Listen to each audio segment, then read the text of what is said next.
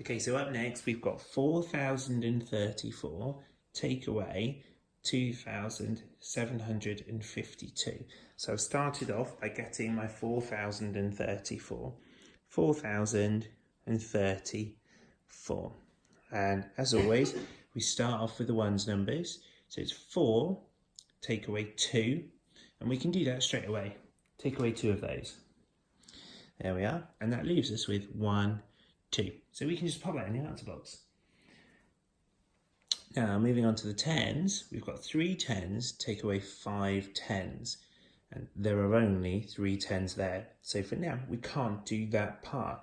And in this calculation, we've got a bit of a problem because there are no hundreds to exchange to begin with. So this time around, we need to come over to the thousands column and use some of those thousands and exchange for hundreds. And then we can take 100 and exchange it for 10 tens. So we're going to do that in little steps. So I'm going to take away 1,000 and exchange it for 10 hundreds. Here we go. 1, 2, 3, 4, 5, 6, 7, 8, 9, 10. And we're going to record that on a calculation before we go any further. So there are now only 3 thousands in the thousands column, but there are now 10 hundreds. Now that gives us some hundreds to be able to work with. So the next step for us is take 100 and exchange it for 10 tens so that we can use them. So take 100 and exchange it for 10 tens. 1, 2, 3, 4, 5, 6, 7, 8, 9, 10. And we'll record it on our calculation. So now there are only 9 hundreds. But there are now 13 tens.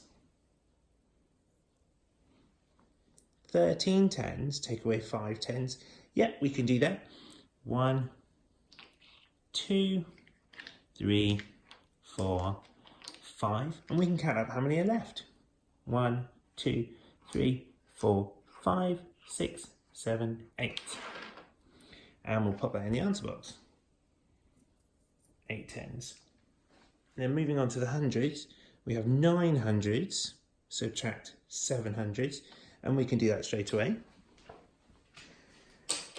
1, 2, 3, 4, 5, 6, 7. And I'll spread those out so you can see them. There are now only 2 hundreds left, so we'll pop that in the answer box. And then thousands, 3,000, take away 2,000, and we can just do that straight away. 1, 2, and that leaves us with 1,000 remaining. So our answer for this calculation is 1,282. 1,282.